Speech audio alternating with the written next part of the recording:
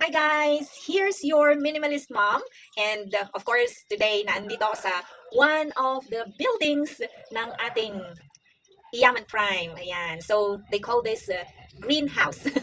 As you can see, it's color green. At saka ang maganda dito, you could see at my back, actually kasi nasa terrace ako. Ayan. So yung background ko would be trees. Ayan. Maraming puno ang makikita natin dito. Kaya it's so relaxing to stay here actually. And one more thing, malapit siya sa kalsada. Ayan. So malapit din siya sa jeepney terminal. Hindi problema dito kung gusto mo lumabas anytime. Alright? And this time, of course, so let me just show you. Okay? Hindi ang aking mukha. Hold on a bit. Alright? I'll show you yung... Oh, wait lang po. Paano ba i-turn ito? Ayan. So, I'll be showing you this view. Ayan, napakagandang view here. Yan ang makikita po dito sa labas. If you want to relax. Ayan. So, itong ating... Ayan, ang ating... Of course, unit. Try po nating silipin. So, itong unit na to, guys, ano siya? It's a room. Ayan. So, shared po ang kitchen. Ito ang kanilang kitchen. Chijang! Ayan. Ito po ang kanilang kitchen. So, you need to bring your own gamit. Ayan. So, pangluto. Meron po tayong pwedeng panglutong ganyan, butane maybe, or pwede rin yung sa gas. Ayun. So, may space pa po naman na pwedeng paglagyan ng inyong lutuan. And, of course, you could bring rice cooker, yung mga yon, heater. Pasensya na po, pinakita na ho namin ng mga gamit dito. Pero, nagpaalam naman po kami sa may-ari. Ayan. So, we have actually eto mga gamit na rin. So, let me just try to, paano ba? Pasensya na po. Ayan. So, may ref na rin sila. Actually, itong ref, gamit ito ng isang renter, pero pwede po kayong makiusap. Ayan. And by the way, when it comes to yung tubig nyo po, yung tubig, ganyan, kanya-kanya na rin po. Okay? And ito, paglagyan ng mga gamit nyo, ayan, so, you just need to check with yung may-ari kung saan dyan ang pwede nyong gamitin. So, there you go. This is also considered as the receiving area na rin. Ikot-ikot. Ikot-ikot tayo. Ayan, receiving area at the same time. Kung may mga visitors kayo, pwede sila dito. Ayan, so kakain din. May maliit din tayong mesa dito. Ayan, for the food.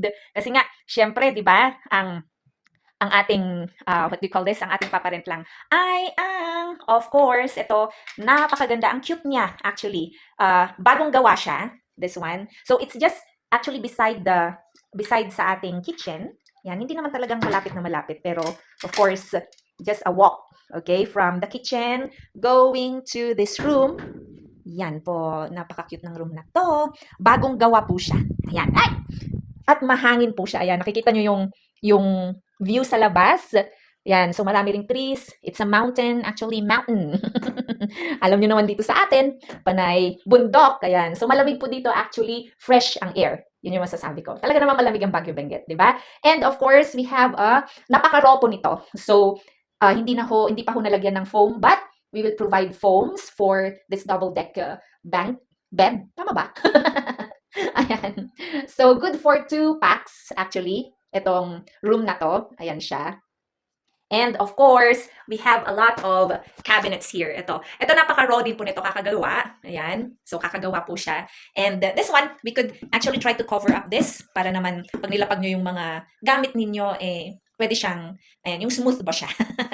Ayan. Pero bagong gawa kasi ito kaya it's understandable na may mga ganyan pa siya. Ayan. So, kung marami kayong gamit, books, even clothes, ayan, shoes, ayan, dito nyo pwedeng ilagay. O, di ba? Ang luwang. I really like this. Yan. So, the floor, tiles na rin siya. Madali rin siyang linisan. Yan. So, this one, drawer. Okay?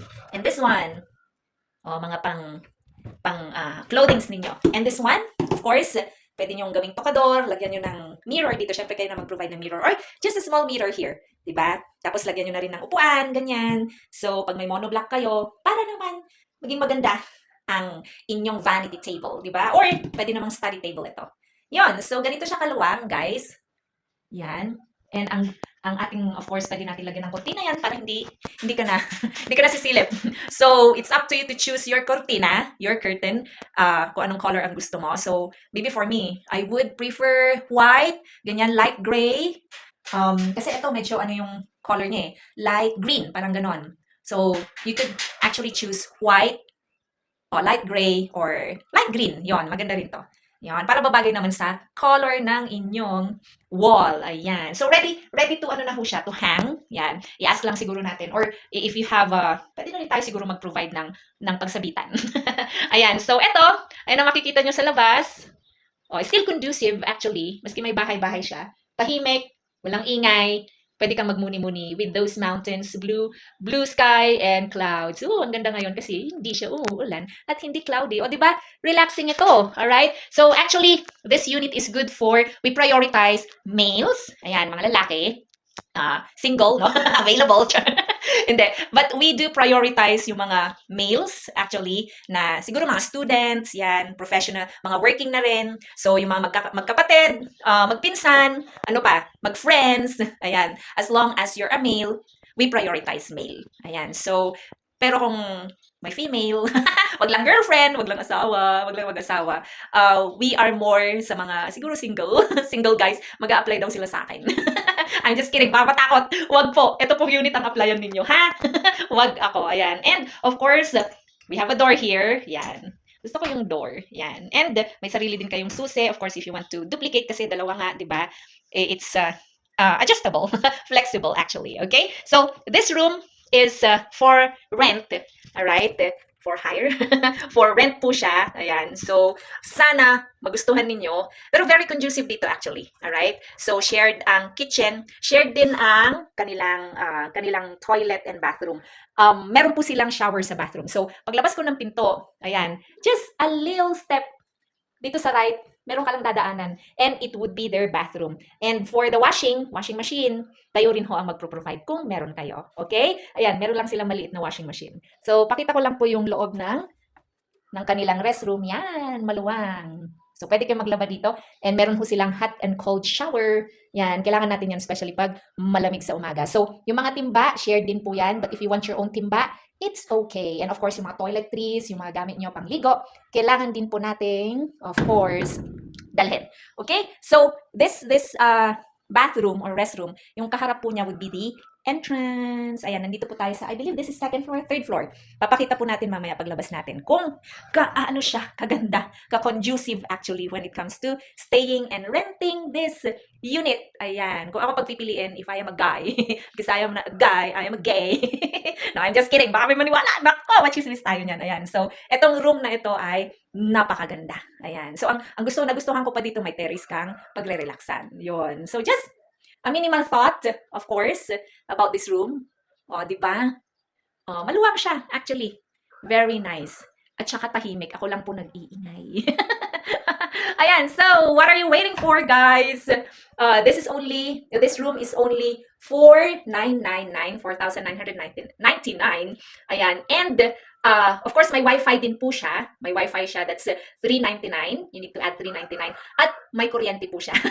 Kailangan ho ninyo ng kuryente, di ba? And that's 699, all in all. So, all in all, it's like you're going to have this unit for 6,000. Ayan. So, if I'm not mistaken, kasi yung 999. Hindi ako magaling sa math.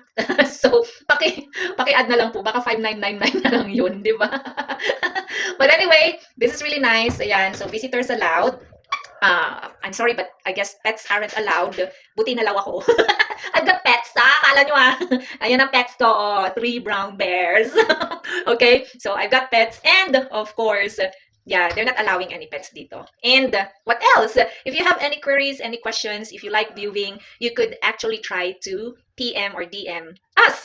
Alright? At aantayin namin kayo. You're so much welcome here. And mamaya, ipapakita ko sa labasan naman. Ayan. So, paano tayo lalabas dito? Paano sasakay ng jeep? Ganyan ng jeepney. It's really accessible. It's so easy for us to get a jeepney. Ayan. So, wag po kayong mag-alala. And yung mga neighbors nyo dito, kasi there are other rooms actually. Mga neighbors nyo dito, they're really nice neighbors. Okay? So, don't you worry about them. As long as you follow rules, yan, magkakaroon kayo ng magandang relationship. Okay? Hinay-hinay lang Panay boys kayo. I'll see you later and I will show you, alright, around here para naman makita ninyo gaano kaganda dito. It's very nice location, lalo na pag nag-aaral kayo dyan malapit sa CCDC. If you're working here, malapit dito sa Wangal, sa DepEd, sa engineer's office. What else? Marami. Even BSU, actually, if you're working at BSU, it's so much accessible here in Housing Wangal. Ayan. Even if you're a student, actually, sa Kingsman, sa BSU, it's still accessible and near sa schools natin. So, kung gusto nyo mag-grocery sa KM4, Pwede. Ayan. So, when it comes to jeepney, meron po tayong jeepney line. It's a housing buyagan. Yan. It's either housing buyagan or Pico. Yan. Pwede kayong sumakay sa Pico. Pico Pugis. Yon. KM5. Doon naman sa KM5 ang terminal nila. So, we will wait for you guys. Ayan. Napakagandang kwarto. Yun yung neighbor nyo. Pero, ano siya? Anto? Very silent, di ba? So, there you go. You could actually, pag may mga upuan kayo dito, you can actually place some upuans here or maybe tables here. Okay? Okay, I'll see you more later. Bye. I will not say bye, of course, because I will see you more.